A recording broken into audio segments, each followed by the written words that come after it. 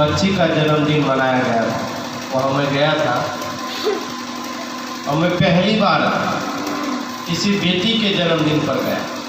बेटे के जन्मदिन पर तो लगभग बहुत जगह गया, ये दूसरी बार है। वैसे सदगुरु आचार्य श्री धर्मस्वरूप साहब जी, ये भटेली उनका हृदय रहा और भटेली के लोगों के हृदय में साहब जी सदैव विराजमान रहते थे। जो भी कुछ होता था साहब जी को बुलाओ, बड़ा प्रेम अगाध रहा। साहब जी के साथ कई बार मेरा यहाँ आना हुआ और आप सब भटेली ग्राम वासियों को गुरुदेव जी के गुरु स्थान से मैं अपनी ओर से बहुत बहुत शुभकामना देता हूँ। ये श्रद्धा और प्रेम सदैव संतों के प्रति बना रहे और ये प्रेम श्रद्धा को देख करके हृदय गदगद हो उठता है। और साहब जी से बात में बीच में बात होती रहती है, आदर स्वरूप साहब से, तो कहते रहते हैं साहब जी गांव में सब लोग कुशल है और सब लोग बढ़िया सत्संग में लगे रहते हैं। कोई न कोई कार्यक्रम होता रहता है, दूर दूर से संतगण आते जाते रहते हैं, तो सुन करके बहुत अच्छा लगता है। आप सब साधु संगत से जुड़े हैं, बच्चों को अच्छा संस्कार मिलता है, कम बड़ी बात नहीं होती। कभी यदि जग में हो तो साधु, नहीं तो जन्मता संस्कार। ये भटेली गांव की उपज है, उनके हृदय की एक प्रेम है, कि संतों से लगाव है। और आज और दो गुनी खुशी मिली, एक बेटी के जन्मदिन पर इतनी खुशी से खर्च कर रहे हैं। सच पूछिए, बेटा वाले लोग, नवयुवक लोग नाराज नहीं होंगे। बेटी के संस्कार के ऊपर यदि सत्संग रखा जाए जन्मदिन पर, तो मैं कहता हूँ उससे सौभाग्य इस धरती पर, कम से कम धरती माँ और भारत माता, पूरे दुनिया के किसी देश में माता नाम से कहीं नहीं पुकारा जाता। माँ की कहीं उपज हुई है इस भारत की धरती पर हुई, और भारत को माँ के नाम से पुकारा जाता है। जानते हो क्यों? कि यहाँ की जननी जो माँ है, माताएं हैं, एक से एक सती सावित्री हुई, एक से एक विदुषी हुई, एक से एक वीरांगनाएं हुई, जो इस धरती पर अद्वितीय कार्य कर गई। माता अनुसुईया का नाम देखिए और सती सावित्री का नाम देखिए, मीरा का नाम देखिए। भक्ति में भी पूरी दुनिया में गजब की भक्तिवान थी। भाई ने कितना कष्ट दिया, दुनिया वाले ने क्या नहीं कहा, लेकिन जब वो मगन हो गई, फिर दुनिया को कौन देखता है, कौन क्या कहता है, परवाह नहीं किया उन्होंने। एक लगन उनके जीवन में भक्ति का लग गया, सपने में मस्त हो गई। और आप जानते हो कि कहते हैं सिरजन में चोट सहता है छेनी और हथौड़ी का, वही पाषाण कहीं मंदिर में भगवान होता है। बिना मेहनत के कुछ होता नहीं। मीरा ने त्याग किया, उनके जीवन में उतनी ही सौम्यता आई।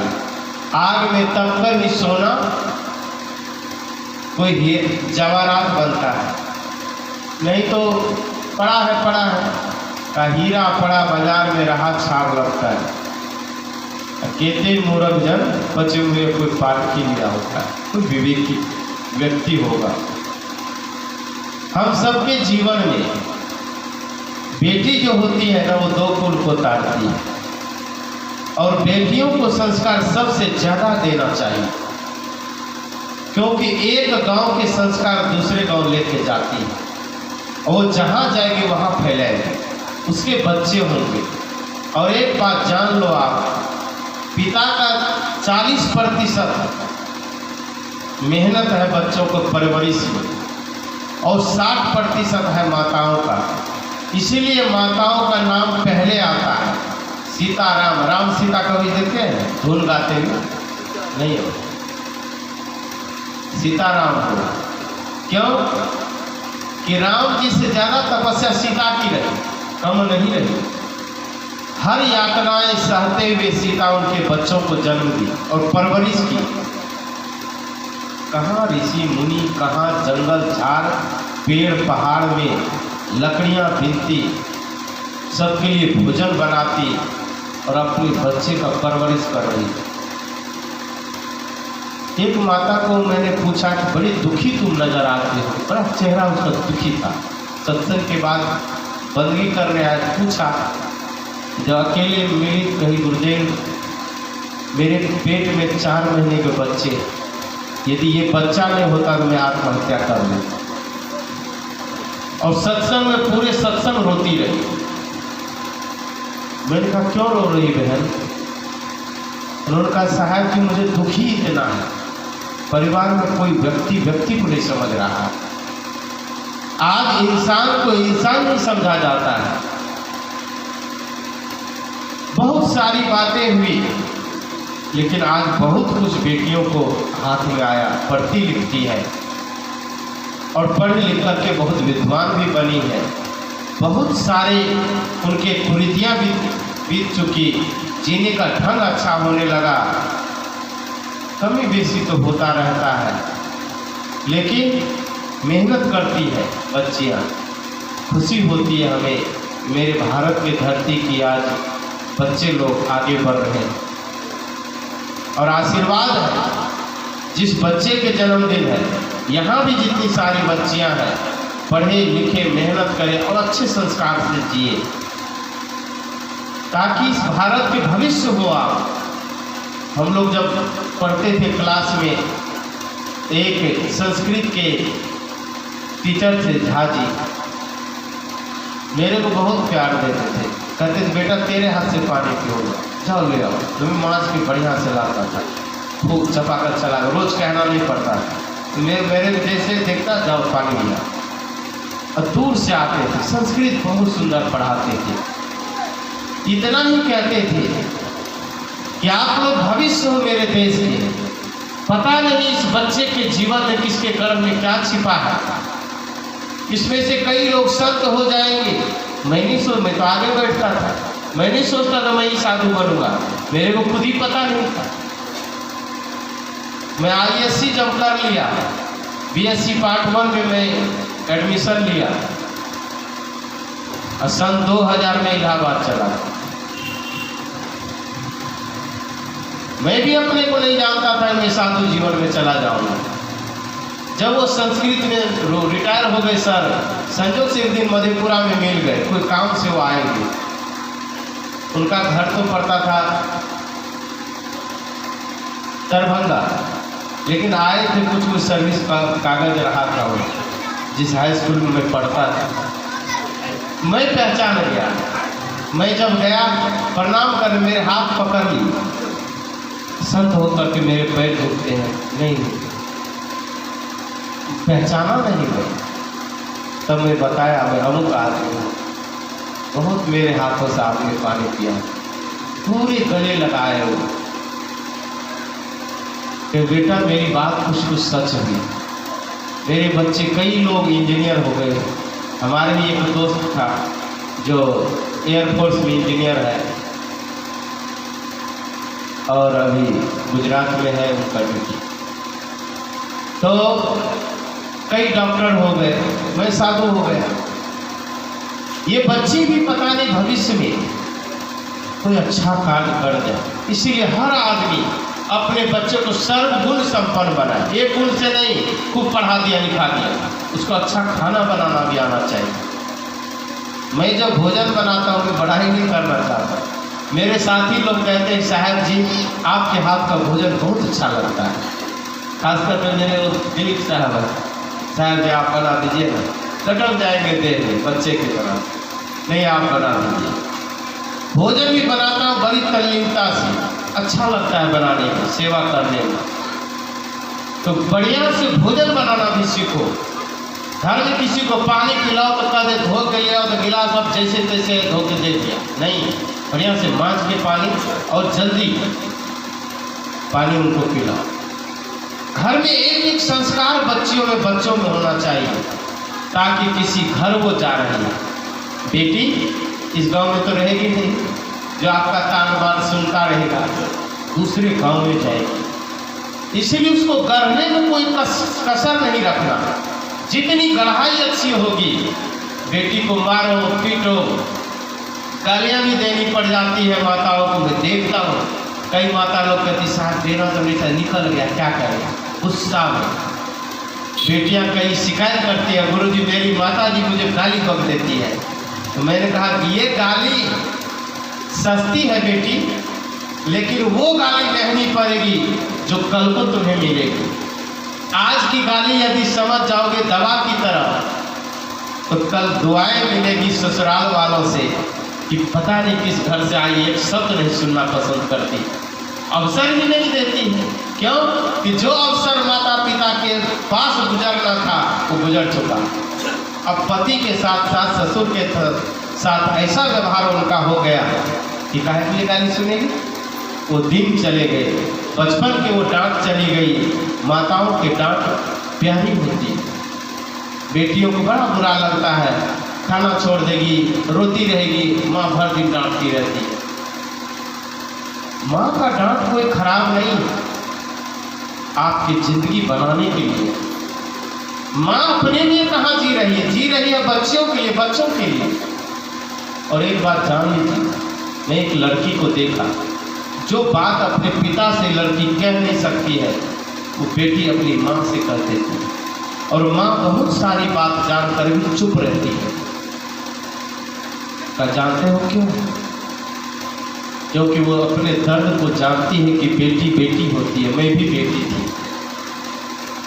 ऐसी गलती कभी न करना कि माँ के दिल को तोड़ करके तुम कुछ काम करो। माँ और पिता के सिर का साया, सिर पर से साया जिनका उठ जाता है, मैं उन बच्चियों को भी देखा।